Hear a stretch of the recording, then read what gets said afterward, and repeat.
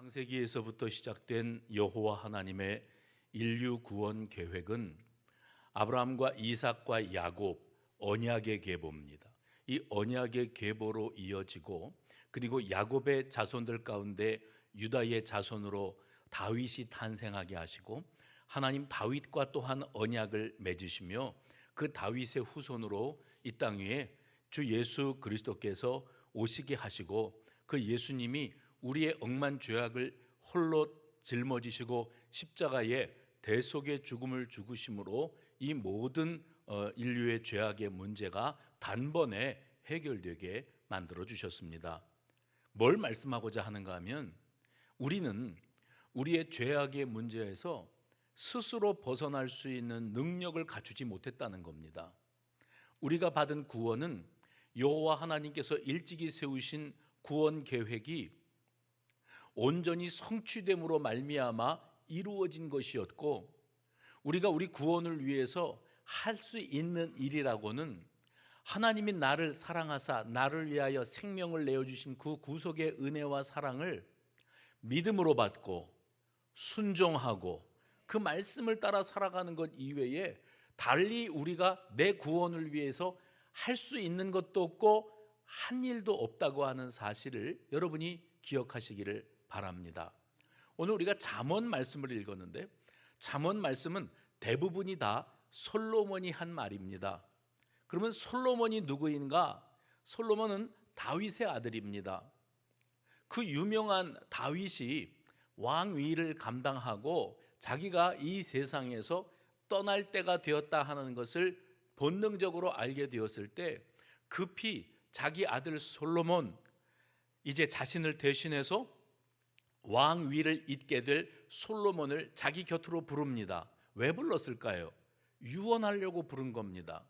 그리고 아버지 다윗은 아들 솔로몬에게 유언의 말을 남길 때 다른 사사로운 이야기들을 남기려고 하지 않았습니다. 오로지 자기가 온 몸으로 부대껴 자기 스스로 깨닫게 되어진 하나님의 은혜, 그리고 이 땅 위에서 살아갈 때에 우리가 한 나라의 왕, 지도자로서 뿐만 아니라 한 사람의 인간으로서 하나님 앞에서 어떻게 살다가 가는 것이 가장 온당한 모습인가에 대한 자기 삶의 엑기스입니다. 정말 무엇과도 바꿀 수 없는 진리 중의 진리를 아버지 다윗이 아들에게 남겨주기를 원했습니다. 이 다윗의 유언이 열왕기상 2장 1, 2, 3절에 기록이 되어 있는데, 이 열왕기상 2장 1절부터 보면 이렇게 되어져 있습니다.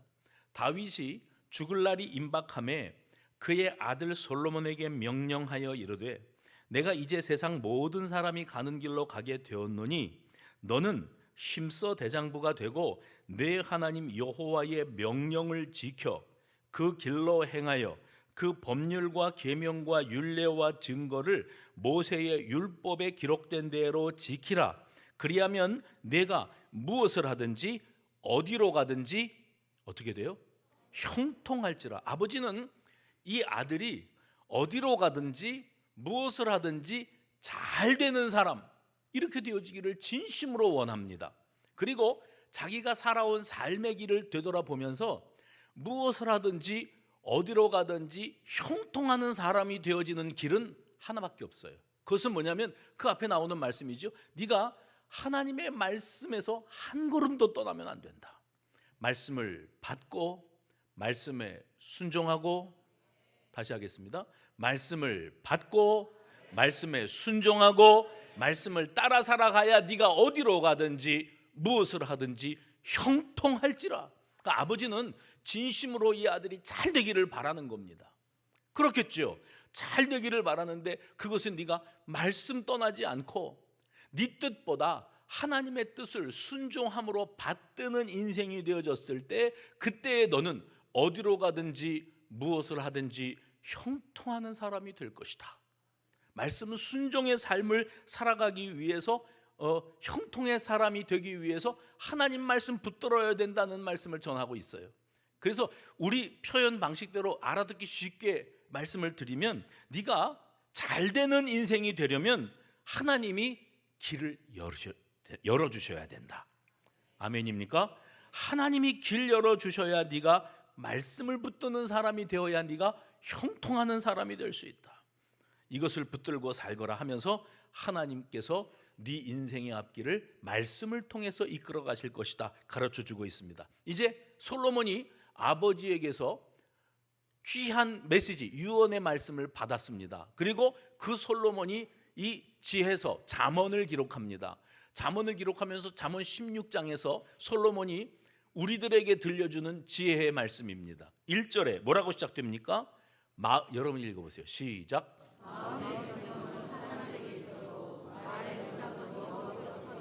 대조법을 쓰고 있습니다. 마음의 경영, 말의 응답. 사람이 무슨 생각이든 할 수 있고 어떤 계획도 세울 수 있습니다만 그 모든 것들이 이루어지는 바, 그 응답의 역사는 하나님이 허락하셔야 된다. 또 9절 말씀 보십시다. 읽어보십시오. 시작.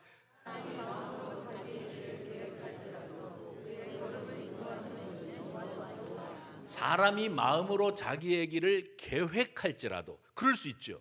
얼마든지 내 인생의 미래를 계획할 수 있습니다. 그러나 거기까지입니다. 그의 걸음을 인도하시는 분은 여호와시니라. 하나님의 결재가 떨어져야 돼요. 하나님의 허락이 있어야 이 일이 이루어진다는 겁니다. 솔로몬 역시 이 사실을 자기의 삶 가운데에서 체험하면서 후대에 잊지 못할 강력한 메시지를 주기를 원하는데, 아버지에게서부터 물려받은 유언도 있고 자기가 삶을 통해서 깨닫게 된 것이 무엇인가 하면 절대적인 하나님 주권의 신앙입니다. 하나님 주권의 신앙, 모든 것은 결국 사람의 의지대로 되어지는 게 아니다. 세상 삶이 만만치 않다, 쉽지 않다, 그런 소리들을 그냥 자연스럽게들 하시더라고요. 그렇죠? 우리가 겪어봐서 압니다. 세상이 그렇게 녹록하지가 않습니다. 내 마음대로 되어지지도 않습니다. 그런데 하나님의 계획하심과 그 하나님의 주권 가운데 모든 것은 예비되어 있고 열려지게 되어 있는 줄로 믿으시면 아멘 하시기 바랍니다. 그래서 오늘 우리 그리스도인의 삶에 있어서 내 뜻이 하나님의 뜻에 굴복, 내 뜻이 하나님의 뜻에 굴복되어지는 경우가 있습니다. 또 한 가지는 내가 세운 계획과 과정이 있다 할지라도 하나님의 허락하심과 하나님의 길 열어주심으로만 완성되어진 일들이 대부분이라는 거예요.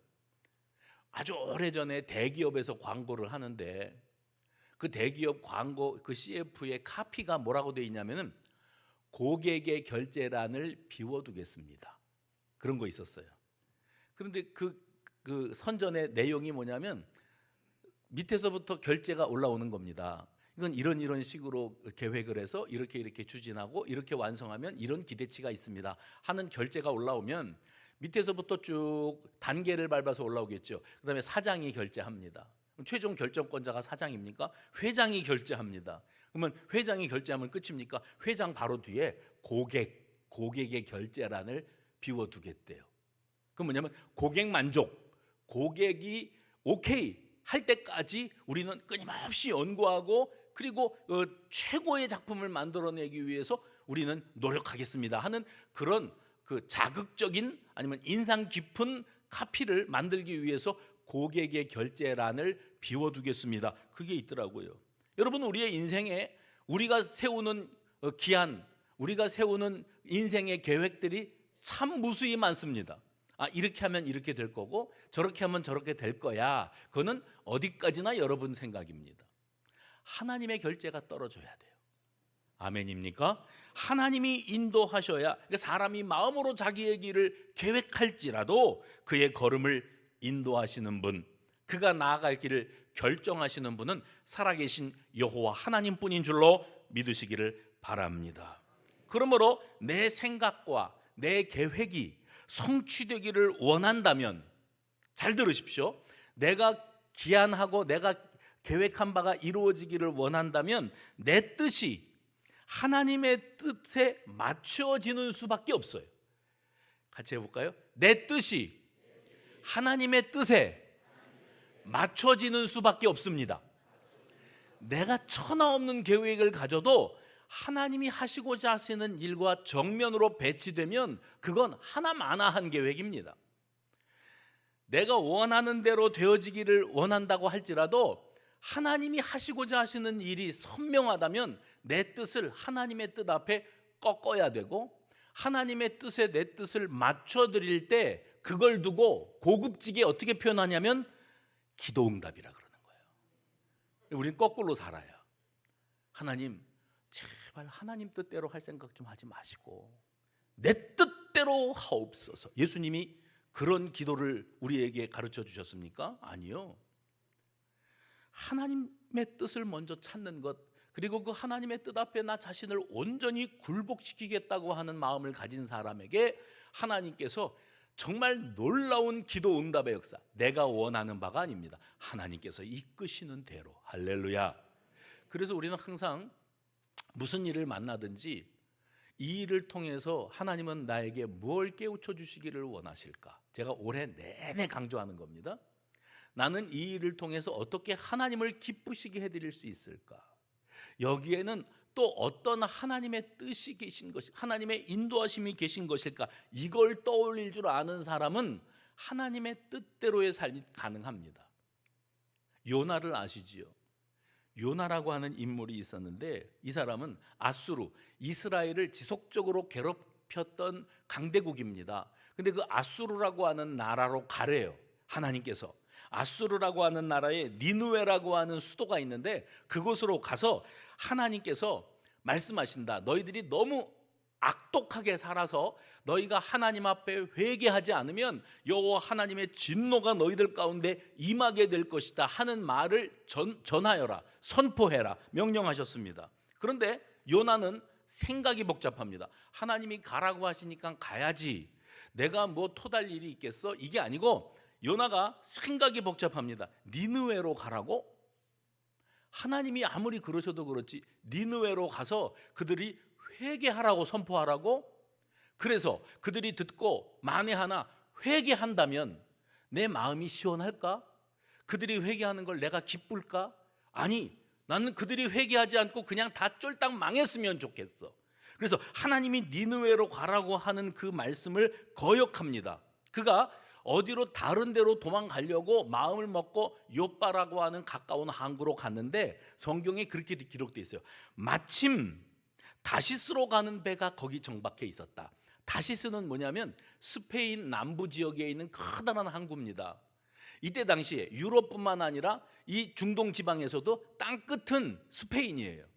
땅끝. 그 땅끝으로 도망간 거예요. 아수르 나라의 수도 니느웨로 가라고 하시는데 그는 반대로 뜁니다. 너무나 선명한 하나님의 계획과 뜻이 있음을 알지요. 알지만 요나는 자기 생각을 꺾을 생각이 없습니다. 나의 뜻과 하나님의 뜻이 충돌할 때 거기 굴복이 안 되는 사람들이 있습니다. 한 고집하는 거죠. 그런데 성경을 봐도 역사적으로 봐도 사람이 하나님을 이겨먹으려고 들었다가 복 받는 경우가 없습니다. 여러분이 아까도 그랬어요. 기도 응답, 내 뜻이 있고 하나님의 뜻이 계신데 이것이 정면으로 충돌된다 그러면 내가 하나님 앞에 굴복하는 수밖에 없어요. 그래서 하나님의 뜻에 내 뜻을 맞춰 드릴 때에 역사가 일어나고 응답이 일어나는 거예요. 근데 내 고집을 꺾을 생각이 없고 하나님이 내 뜻에 맞춰 주십시오. 그러니까 하나님은 항상 도와주시는 분. 그래서 기도할 때 습관적으로 도와주세요. 도와주세요. 그건 뭐냐면 내 뜻을 하나님에게 맞출 생각 없고 반드시 이렇게 돼야만 하고 그렇게 해 주셔야 하나님은 내 하나님이고 만약에 반드시 내가 원하는 방식대로 내가 원하는 때에 그렇게 이루어지지 않으면 하나님이고 뭐고 다 필요 없다는 거예요. 내 뜻대로 나의 원대로 마옵시고 아버지의 원대로 되기를 원합니다 하고 기도하셨던 예수님의 기도를 완전히 뒤집어 놓는 거죠. 아버지의 뜻대로 하지 마옵시고 내 뜻대로 하옵소서. 믿습니다. 거기다 이거 믿습니다는 우격다짐이에요. 이렇게 해주시지 않으면 재미없어요. 나 하나님이고 교회고 뭐고 다 필요 없어요. 그렇게 교회 등지고 떠나간 사람들이 수두룩합니다.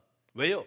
그 한 고집, 이게 하나님 앞에 굴복이 안 되는 겁니다. 나의 뜻과 하나님의 계획이 충돌될 때에 굴복이 안 되는 사람이 많고요. 또 하나님의 뜻이 어디에 계신지 선명하게 알면서도 정면으로 도전합니다. 요나가 그랬죠? 외면합니다. 회피합니다. 못 들은 척합니다. 딴청 피웁니다. 그리고 살아가는 그리스도인들이 교회 안에 많습니다. 그 대표 주자가 요나라고 그랬습니다. 요나는 그 고난의 시간을 보내지요. 왜 하나님께서 말씀하시는 대로 순종이 안 돼서 물고기 뱃속에 들어가서 거기서 왜 허우적거리고 있습니까? 요나한테 하는 말이 아니고 저와 여러분에게 드리는 말씀이에요. 왜 그 물고기 속에 뱃속에 들어가서 허우적거리고 있습니까? 왜요? 한 고집 해봅시다. 한 고집 하기 때문이에요. 그러면 그 스토리의 결말은 어떻게 됐어요? 요나가 그래서 하나님을 이겨먹었습니까? 그래서 자기가 가고 싶은 곳에 당도했습니까? 그리고 행복하게 잘 살다가 죽었습니까? 아니요. 요나가 졌습니다. 하나님이 이기셨습니다. 우리는 하나님의 계획에 반기를 들 수 없어요. 그 뜻을 거스를 수가 없어요. 그래서 언제 어디서나 우리는 하나님의 뜻, 예배를 통해, 말씀을 통해, 기도를 통해 하나님의 뜻을 깨닫고 그걸 듣기를 원해야 됩니다. 제가 언젠가 그 말씀 드렸죠. 매주마다 하나님의 뜻이 선포되고 여러분이 성경만 펴도 하나님의 나를 향한 메시지가 그대로 내가 읽어질 수 있는데, 그게 중요한 게 아니고 내가 말씀 들어야 되는 그 자리에, 나 들으라는 말씀이 선포되는 그 자리에 나는 그날 체육대회 하느라고 세류초등학교 운동장에 있었네. 나는 그날 골프 치느라고 골프장에 있었네. 매주 가다가 하필이면 그날 빠졌네. 근데 내 말씀이 그날 선포됐네. 그게 뭐예요? 나는 외면하는 거예요. 나 살기 바빠서. 그리고 놓친 말씀이 얼마나 많습니까? 그동안에. 이제 이 시간 이후로 저와 여러분이 내 말씀을 반드시 놓치지 말고 그 들은 바 내 말씀을 내로 내 말씀을 따라 순종할 줄 아는 결단이 있는 저와 여러분이 되어주시기를 바랍니다. 예배의 자리에서 떠나면 안 돼요. 말씀의 자리에서 떠나면 안 돼요. 그래서 지난주에도 불렀습니다마는 이제 10월 달부터 우리가 시작한 이 예배 임예송이 그냥 막 찬양할 때마다 저는 막 가슴이 뭉클해요. 오늘 이곳에 계신 성령님, 우리에게 말씀하시고 우릴 가르치소서. 같이요. 닫힌 우리 마음 열어주시고 주의 빛으로 밝혀 우릴 인도하소서.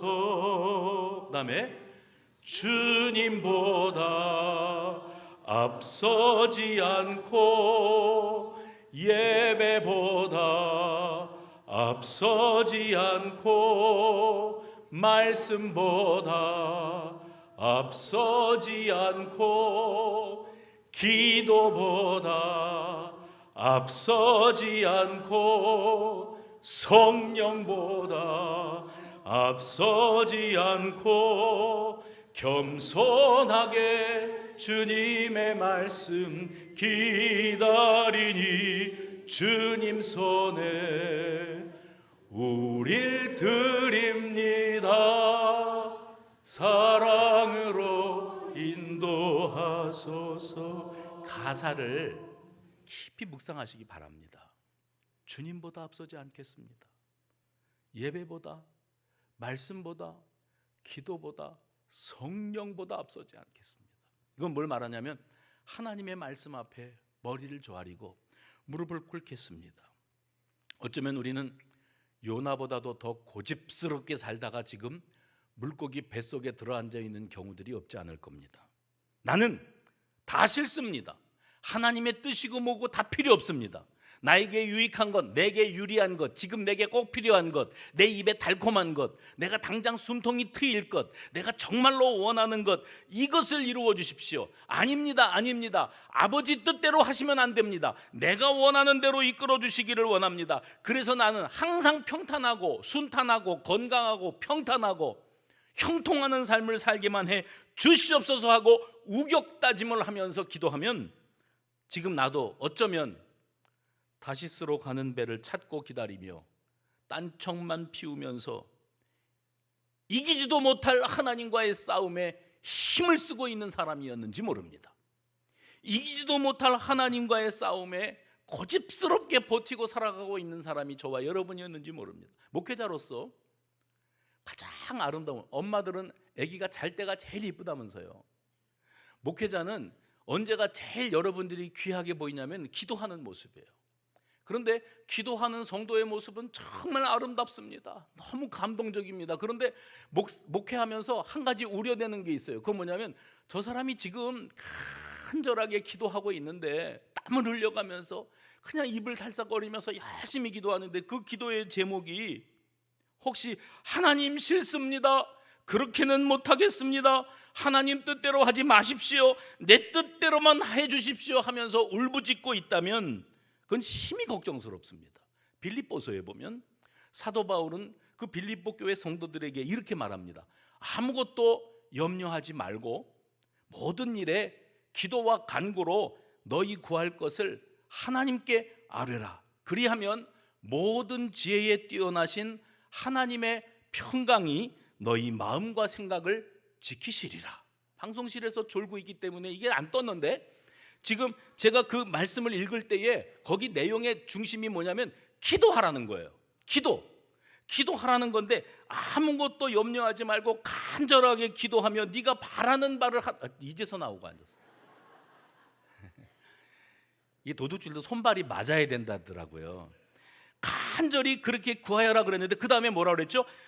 그러면 모든 지혜에 뛰어나신 하나님의 평강이 너희의 마음과 생각을 지키실 것이다. 무슨 말입니까? 잘 들으세요. 하나님이 나보다 나를 더 잘 알고 계세요. 하나님이 나보다 나를 더 잘 아시는 하나님이 지혜가 있으세요. 그래서 그 지혜의 하나님이 너는 지금 이걸 주시옵소서 하고 있지만 내가 너를 알아. 네가 원하는 거를 내가 너에게 지금 주면 너는 망하는 거야. 그래서 내가 알아서 준다. 내가 알아서 너에게 놀라운 계획을 가지고 있고 그 일을 이룰 것이다. 그렇게 말씀하고 계시는 거예요. 그래서 제가 주일날 말씀을 나누면서 가끔 그 소리 하죠. 해봅시다. 맞춤 역사. 맞춤. 하나님께서 우리를 위해서 하시는 일은 맞춤 역사예요. 기성복이 아니에요. 사이즈대로 만들어 놓고 네 몸에 맞는 거 골라 입고 가라, 이게 아니고 여러분이 다 생긴 것도 다르고 성격도 다르고 죄송해요. 성격도 다르고 기질도 다르고 취미도 다르고 관심사도 다르고 남자 여자도 다르고 등치도 다르고 사는 모습도 다른데 하나님이 그걸 다 아세요.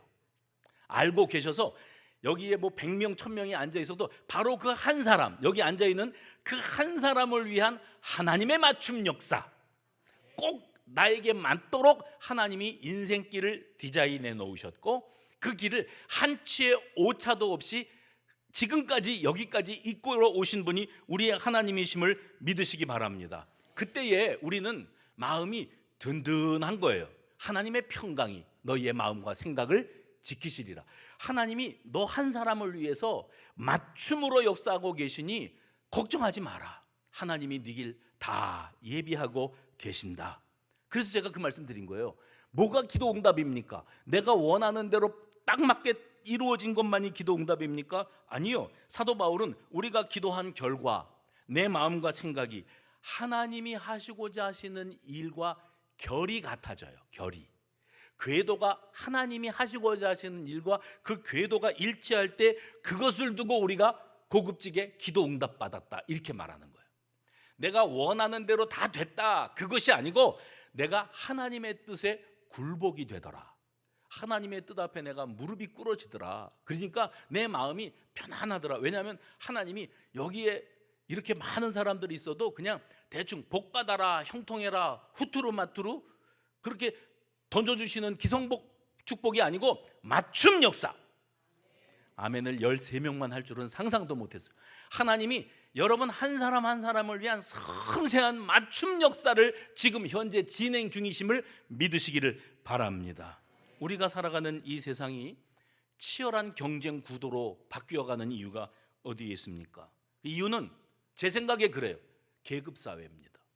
만민이 평등하다고 그래봤자 다 그거 그냥 하는 소리고 우리 사회는 상위 몇 프로 이런 거 되게 좋아하더라고요.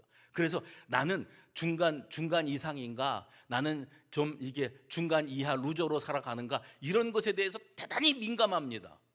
그러다 보니까 보이지 않게 상류층이 있고 중류층이 있고 그보다 못한 층이 있고 이런 식으로 계급들이 나누어지는 거예요. 그래서 자기 그 계급을 한층 올리기 위해서 공부도 열심히 해야 되고, 그리고 성공해야 돼. 뭐가 성공입니까? 남들을 가르칠 수 있는 자리에 있으면 성공입니까? 남들에게 영향력을 끼칠 수 있는 자리에 있으면 성공입니까? 연봉이 억대를 넘어가면 그게 성공입니까? 사람들은 그런 것이 성공인 줄로 생각을 하기 때문에 높은 자리, 명령하는 자리, 군림하는 자리, 남들이 흠모하는 자리에 오르기 위해서 키를 닫습니다. 그렇게 살려고 하다 보니까 자기 주장들이 점점 세지고요, 자기 주장이 강하다 보니까 그것을 관철시키기 위해서 얼마나 목소리들을 높입니까? 그래서 이 사회는 지금 점점 더 말이 안 통하는 사회, 말이 통하지 않는 사회, 자기 고집을 관철시키려고만 하는 사회, 목소리가 높아지는 사회. 그러다 보니까 사람들이 놓치는 게 있어요. 그게 뭐냐면 내 주장, 내 고집 내려놓고 기꺼이 꺾을 줄 아는, 내 판단과 내 고정관념마저도 내려놓을 줄 아는, 그렇게 해서 화목을 이루고 조화로울 수 있으면 그게 나의 기쁨이고 행복이다 하는 사람들이 점점 줄어들고 있어요. 사적인 말씀 한 가지 드리면, 이제 이번 주 수요일 날 이 세례초등학교 어린이들이 우리 교회에 와가지고 학예회를 합니다. 학예회 장소가 없어요, 이 학교가. 그래서 운동장에 애들이 자기 의자 하나씩 어깨에 짊어매고 나와서 앉아서 운동회, 학예회 하고 땡볕에, 그리고서는 교장님 훈화하는 그 단에서 애들이 좀 옹기종기 모여서 뭐 하는 거 보고 들어가는데, 이제 코로나 때문에 못 하다가 몇 년 만에 이제 학예회를 하는데 교장님이 부탁을 하시는 거예요. 혹시 교회를 좀 우리가 사용할 수 있겠습니까? 제 마음에 예배 드리는 거룩한 공간인데, 이 생각보다 제가 예배당, 우리 이 공간을 우리가 이 학교에 들어가서 애들을 만나는 것이 얼마나 어려운데, 이 아이들 930명입니다. 1학년부터 6학년까지 전교생이 여기에 들어온다. 수성교회에 와서 앉았다가 간다. 이것도 기적이다. 저는 그런 생각이 먼저 들더라고요. 그래서 장로님들하고 의논해서 기꺼이 그렇게 빌려주기로. 그래갖고 이제 930명 애들이 수요일 날 우리 교회 옵니다. 지난 금요일 날, 목요일인가? 목요일 날 애들이 여기에 와가지고 리허설을 했어요. 다 온 게 아니고 무대에 서는 아이들만 리허설을 하는데, 제가 위층에서 내려다보고 기가 막힙니다. 1학년, 3학년, 6학년 여자아이들이 5명, 8명, 12명 나와서 번갈아 가면서 하는데, 애들이 음악 크게 틀어놓고 하는 게 뭔지 아세요? 학예회입니다. 학예회. 뭐 하냐면 여자애들이 딱 무릎 꿇고 앉았다가 한 발로 일어서면서 웨이브를 틀면서 머리를 쓸어 넘기면서 어깨를 움직이는 게 1학년, 3학년, 5학년, 6학년 다 그 짓 하고 앉아 있어요. 우리는 학예회 고정관념이 뭐냐면, 장로님 이거 아닙니까? 이거? 근데 요즘 애들은, 그래서 제가 우리 쌍둥이 아빠하고 여기 이 양반한테, 딸들이 2학년이거든요. 대개 딸들이 학교에서 학예회 하는데 교회에서는 뭐 예수님을 찬양하고 어쩌고 하다가 학예회 무대에서는 이거를 할 건데 어떻게 생각하시냐 그랬더니 저분들이 웃어요. 픽 웃더라고요. 그때 내가 한 방 맞은 것 같았어요. 뭐냐면, 시대가 바뀌었구나. 내가 이거를 애들은 이 학예회는 이거 하는 날 아니냐? 근데 그거는 옛날 얘기고, 지금 애들은 뭐 걸그룹이 되겠다는 게 아니라 그거를 해야 자기들이 직성이 풀리고 행복하다는 걸 어떡하겠어요. 그래서 제가 내가 맞춰야 되는 거구나, 우리가 맞춰야 되는 거구나. 여러분, 근데요, 내 고집, 이거는 이거야 하는 고정관념을 가지고 세상을 바라보면 우리 어르신들 마땅치 않습니다. 저도 6학년 한 2, 3반쯤 되니까 이게 세상에 마땅치 않은 게 너무 많고, 제 아내가 맨날 듣는 소리가, 사람들이 왜 자꾸 나하고 싸우자고 덤벼. 당신이 소갈딱지가 밴댕이 돼서 그런 거래. 좀 여유롭고 이렇게 너그럽게 좀 받아들이래. 그래서 제가 이번에도 애들 여기서 그거 웨이브 트는 거 보면서 그런 거구나, 내가 이걸 받아야 되는 거구나. 여러분, 내가 가지고 있는 고정관념, 내 사고방식의 그 틀, 고집이, 잘 들으세요, 하나님을 이겨먹을 수 있습니까? 천만의 말씀입니다. 내가 한 고집 하는 걸로 하나님을 이겨먹어서 복받았다는 사람은 아직까지 못 만나봤어요. 바라기는 저와 여러분이 하나님 말씀이면 저는 아멘입니다. 아멘입니다 해도 아멘을 안 하는 분들은 도대체 어떤 고집입니까? 하나님 말씀이면 저는 아멘입니다. 하나님의 나라를 온전히 바라보면서 내가 하나님 앞에 굴복하겠습니다. 신앙생활 한다고 여기 우리 앉아있지만 지고는 못 사는 사람들이 있어요. 하나님 앞에서도 지고는 못 사는 사람들이 있고 복음 진리하고 관련이 없는 일임에도 불구하고 한치의 양보가 없어요. 자존심 싸움으로 넘어가요. 내 주장과 내 의견이 먹히지 않으면 조용히 떠나가 버리는 사람들도 있어요. 그게 우리가 지금까지 해온 신앙생활이라고 한 그 삶의 모습입니다. 이제는 여러분 하나님의 나라를 이루는 이 복된 자리에 내 뜻은 말씀 앞에 굴복되고 내 판단과 고집이 무너지는 이 체험을 통해서 하나님이 열어주시는 그 놀라운 은혜의 세계, 축복의 세계를 경험하게 되어지시기를 주님의 이름으로 축원합니다. 예수님이 겟세마네 마지막 기도를 하실 때 하나님 앞에 인간적인 간청을 했습니다. 아버지, 할 수만 있다면 이 잔을 내게서 지나가게 이 치욕과 고통과 이 처절한 아픔의 이 현실을 내가 피할 수만 있다면 피하기를 원합니다. 얼마나 인간적입니까? 그런데 그것으로 기도가 맞춰졌지요. 누가요? 우리가요. 그동안. 그리고 오로지 내 뜻대로를 구하셨는데 예수님은 이랬어요. 그러나 이게 중요합니다. 이게 굴복이잖아요. 그러나 나의 원대로는 마옵시고 아버지의 뜻대로 되어지기를 원합니다. 저는 목회하면서 자기 개성이 강하고 자기 주장이 너무 강해서 맞춰주는 게 안 돼요. 체질적으로 다른 사람들 얘기를 좀 들어주고 좀 배려하고 좀 맞춰주면서 원만하게 가는 이게 아예 안 되는 사람들, 한 고집하고 내 뜻, 내 주장이 너무 강해서 심지어는 하나님마저 이겨먹으려고 드는 이들을 봅니다. 하나님마저 이겨먹으려고 드는 그 사람들은 신비주의 그리스도인들도 있고 율법주의적인 그리스도인들도 있고 입으로는 하나님 아버지를 들먹이지만 결국은 인본주의적인 가치관에 물들어 있는 그런 그리스도인들도 있습니다. 바라기는 내 속에 잠재되어 있는 인본주의, 율법주의, 신비주의, 편리주의 신앙을 완전히 떨어버리는 저와 여러분 되시기를 주의 이름으로 축원합니다. 우리 시대의 그리스도인들의 특징이 뭔지 아세요? 내 생각이 너무 많아요. 내 생각이 니느웨 거기는 내가 가기 싫은 곳인데 내 생각이 너무 많습니다. 그래서 아멘은 씩씩하게 외치고 있지만 내심으로는 동의가 안 됩니다. 반발심이 가득합니다. 생각해 보십시오. 예수님께서 복음서에서 많은 일들이 있었는데 예수님의 그 동선을 따라가다 보면 이런 비유들을 하신 경우가 있어요. 어떤 주인이 종들에게 혹은 농부에게 혹은 소작인에게 품꾼에게 무언가를 맡기고 멀리 떠났다 돌아와서 결산하는 장면 기억나시죠? 이런 장면을 예수님이 예를 들면서 말씀을 해주십니다. 주인의 명령이 있었다. 그런데 그 명령에 토달지 않고 묵묵히 순종했던 종들이 있다. 반면에 자기 생각이 아주 강한 종들이 있었다. 그러다 보니 그들은 순종이 되지 않았던 사람들이다. 여러분 떠올려 보십시오. 한 달란트 맡았던 그 종, 가장 이른 시간에 포도밭으로 들어와서 일했던 품꾼, 소출이 풍성해서 그래서 어찌할 바를 몰라 했던 한 농부, 신랑이 더디 온다는 것 보고 더디 오는 것을 보고 자기 나름대로의 판단을 했던 그런 신부, 등잔불에 기름이 준비되어 있지 않았습니다. 자기 생각이 있었거든요. 늦게 오리라. 소출이 풍성한 농부, 창고를 헐어버리고 새로 지으리라. 어리석은 자여, 오늘 밤에 내가 내 영혼을 부르리니 네가 거둔 그 소출이 다 누구 것이 되겠느냐? 예수님 그러셨죠?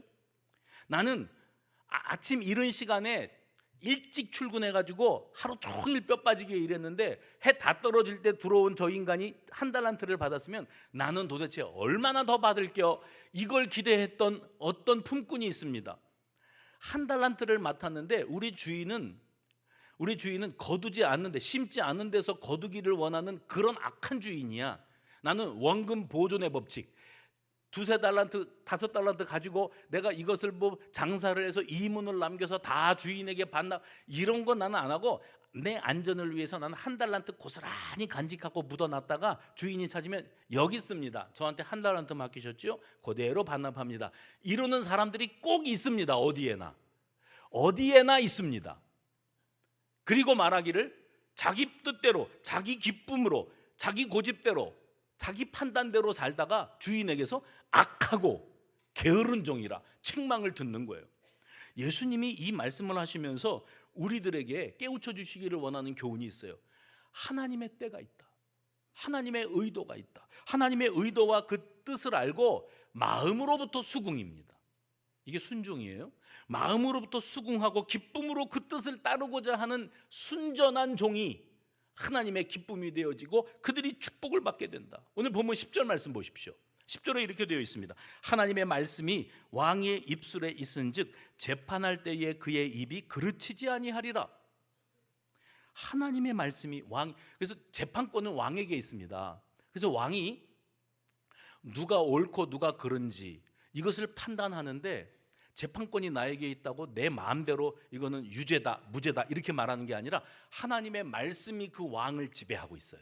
그래서 내 임의로운 판단을 가지고 속단, 섣불리 결정짓지 않고 하나님이 지시하시는 대로 말씀을 따라 하니 왕은 말씀의 대언자의 역할만 할 뿐이라는 거예요.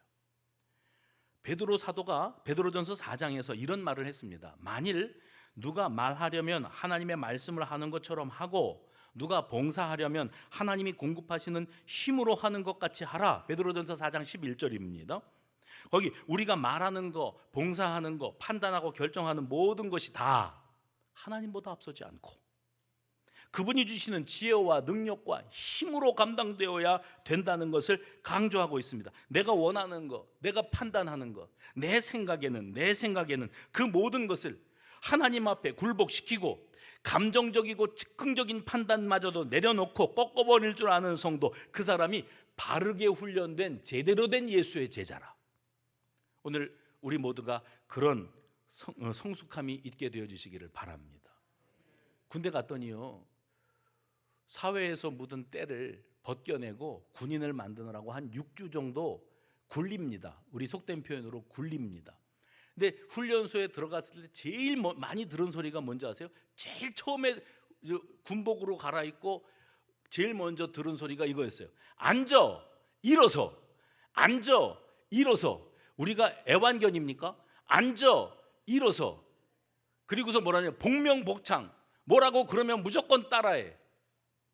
처음에 적응이 안 되는 거예요. 근데 막 어리버리 하잖아요.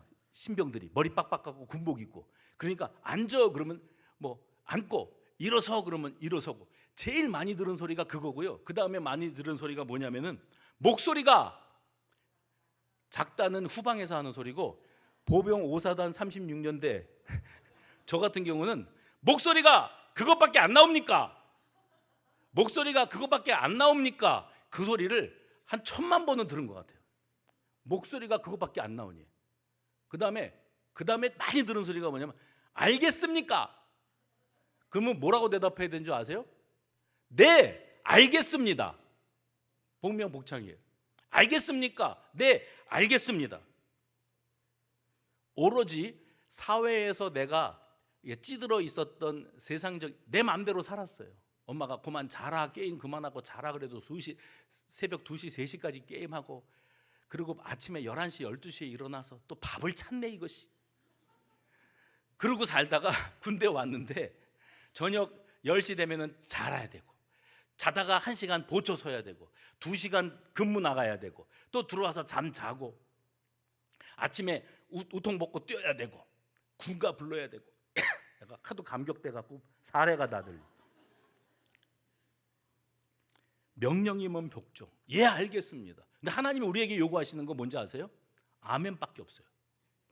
아멘은 입술로 아멘. 아이고 알았어요, 됐어요, 내가 그렇게 한다니까요. 그러고서 안 할 거잖아요. 내가 눈빛을 보면 아는데요. 그러고 살 생각이 없으면서 아멘은 왜 그렇게 또 잘해? 근데 아멘은 말로 하는 아멘이 아니라 몸으로 해야 돼요. 삶으로 해야 돼. 그래서 주님이 저를 저보다 더 잘 아시는데 오죽하면 저에게 그렇게 하라고 명령하시겠습니까? 아멘. 예, 알겠습니다. 제가 충성하겠습니다. 헌신하겠습니다. 그건 뭐냐면 내가 그동안 가지고 있었던 내 주장과 내 고집과 내 뜻을 온전히 하나님 앞에 꺾어버리겠다는 거예요. 말씀 앞에 굴복시키겠다는 거예요. 사람은 그가 말하는 것이 신념이고 그가 말하는 것이 철학입니다. 그런데 하나님 앞에서 내가 하고 싶은 말을 접어두고 어떻게 하고요? 내가 하고 싶은 말을 접어두고 그 말씀을 듣고 그 말씀을 마음으로 받고 그 말씀으로 살겠노라고 하는 마음의 결단이 있을 때에 비로소 성숙한 그리스도인으로 거듭나게 되는 줄로 믿으시기 바랍니다. 난 예수를 10년을 믿었는데 20년을 믿었는데 왜 아직도 요 모양 요 꼴이야? 제가 왜 그런지 가르쳐 드릴게요. 아직도 멀었기 때문이에요. 내가 아직도 하나님 앞에서 굴복이 되어지지가 않아요. 굴복이 되어지지가 않아요. 말씀을 들어도 취사 선택. 그거는 맞는 말인 것 같고 이거는 맞기는 한데 난 그렇게 살지는 못하겠고 여태 그러고 살아온 거예요. 주님을 보게 하소서 나를 붙드소서. 그 다음에요. 내 뜻과 내 생각 내려놓고 내 뜻과 내 생각 내려놓고 주님 앞에 엎드려. 그 다음에 뭐예요? 주의 음성 기다리니. 내 뜻과 내 생각 내려놓고 주님의 음성에 귀를 기울이겠다는 거예요. 그리고 그 뜻을 받들어서 나도 주님이 기뻐하실 만한 그런 인생을 살아보기를 원한다는 거예요. 매번 기도할 때마다 여기서 알고도 지은 죄 모르고도 지은 죄. 알고 왜 죄를 졌을까? 알고도 지은 죄 모르고도 지은 죄 용서하여 주옵시고 한 주간 동안 하나님의 뜻을 거스르고 내 욕망을 따라 살아왔던 죄도 용서하여 주옵시고. 우리 입에 아예 붙어 있잖아요. 그건 뭐냐면 대놓고 반발심으로 살겠다는 거예요. 그렇게 살아왔다는 거예요. 대놓고 내 멋대로 살고 이제 주일날 가가지고 내 뜻대로 살았사오니 용서하여 주옵시고 그를 작정으로 하고 싶은 짓 다 하고 사는 거예요. 그게 우리들의 현실입니다. 내 뜻과 내 생각 내려놓고 주님의 음성을 기다립니다. 부디 주님의 뜻 앞에 내 뜻이 굴복되어지는 진짜 백이 그리스도인으로 거듭나는 은혜가 저와 여러분에게 있기를 원합니다. 일상 속에서도 그래요. 하나님과의 관계에서도 내 고집 좀 내려. 일상 속에서도요. 어른들은 그럽디다. 우리 어렸을 때 클 때 막 아웅다웅하고 다투면 지는 게 이기는 거야. 말은 이론은 맞아요. 지는 게 이기는. 근데 질 생각이 없어요. 내가 반드시 본때를 보여줄 거야. 내가 이겨먹고야 말 거야. 근데 여러분 이웃과의 관계에서도 경청. 이 사람이 하고 싶은 말이 뭘까? 이 사람이 정말 원하는 건 뭘까를 귀 기울여 주고 그리고 그 마음을 이해해 주기를 원하는 그에게 맞춰줄 용의가 있다는 사실을 보여주는 열린 마음의 자세. 일반적으로 우리는 양보할 생각 없음, 내가 이겨먹겠음 이 자세로 삽니다. 여기다가 자존심까지 내걸다 보니까 인생 자체가 전투적인 인생이 되는 거예요. 전투적인 인생. 그래서 듣는 것 같은데 어디서 끊고 치고 들어갈까? 그냥 들썩들썩하지요. 듣고는 있는 것 같은데 이것을 딱 말을 끊고 내가 그건 아니고 내 말 좀 들어봐. 내 말 좀 들어봐. 이게 우리의 일상이었다면 끝까지는 언제 들어볼 거예요? 끝까지. 그리고 그 말에 공감하는 눈빛. 이건 언제까지 이어질 거예요? 바라기는 우리 하나님 앞에 온전히 그렇게 나 자신이 굴복되어질 때 주님이 주시는 특별한 은혜 부으심을 경험할 수 있기를 원합니다. 창세기 26장에 보면 이삭이요, 아버지 닮아갖고 자기도 기근이 들었을 때 애굽으로 이집트로 이주해 가려고 했다가 하나님의 음성을 듣고 블레셋에 정착했는데 블레셋에 정착해가지고 복 받아서 잘 됐거든요. 근데 그가 잘 된 것은 가는 데마다 우물을 파면 물이 터져 나오는 거예요. 근데 물이 터져 나왔으니 내가 판 우물에서 물이 나왔으니까 내 물이다 여겼는데 그 땅은 우리 땅이다 그래갖고 쫓겨납니다. 쫓겨나면 악다구리를 하고 이게 내가 팠는데 못 나가, 이거 우리 땅인데 나가 이러면 싸움만 났겠죠. 죽어갑니다. 주고 가요. 그래서 또 우물 팝니다. 물이 또 나옵니다. 쫓아와서 우리 땅이야 나가. 그래서 또 쫓겨납니다. 3번을 그러고 마지막에 우물을 파는데 그게 르호봇이라. 그 우물을 팠을 때는 아무도 와가지고 시비를 걸지 않아서 그 땅에서 하나님이 번성케 하시리라. 그게 이삭의 모습이었어요. 그러면 양보한다는 건 내가 지는 겁니까? 내가 치욕을 당하는 겁니까? 자존심이 상하는 겁니까? 하나님 앞에서 내가 내 자아를 꺾어버렸다. 그러면 하나님 앞에서 자존심이 상하는 겁니까? 내가 하나님을 이겨먹었어야 되는 건데. 여러분, 하나님이 누구신데요? 나보다 나를 더 잘 아시고 나를 사랑하사 나를 위하여 독생하신 예수 그리스도를 아낌없이 내어주신 분이 하나님이세요. 저와 여러분의 아버지세요. 그분을 이겨먹어서 어디다 써 잡수시게요? 그분이 어련히 알아서 내 길 예비하시고 하나님과 나 사이에 이 샬롬이 이루어지면 나와 이웃 사이에 또 이 샬롬이 이루어지고 이것을 통해서 하나님의 뜻을 이루어가는 성숙한 삶을 살아갈 수 있는 겁니다. 하나님이 다윗에게 별명을 붙여주셨어요. 다윗의 인생이 파란만장한데 그에게 별명을 어떤 별명을 붙여주셨어요? 나의 마음에 합한 자라. 나의 마음. 그러니까 다윗도 생각이 있고 고집이 있는 사람이었을 텐데 그는 누가 뭐라 그래도 하나님이 그러셨다 그러면 무릎을 딱 꿇었습니다. 아시죠? 선지자가 찾아와서 하나님이 그러셨다 그러니까 무릎을 딱 꿇어버렸습니다. 내가 꺾어져야 돼요. 내가 죽어지지 않으면 여러분 열심히는 한 것 같은데 뭐 건질 게 없어요. 그러나 하나님 앞에 온전히 아멘이 되어지고 하나님의 뜻이 내 뜻이 되어졌을 때 비로소 응답, 형통, 범사 어디로 가든지 무엇을 하든지 되는 은혜가 저와 여러분에게 임할 줄로 믿으시기를 바랍니다.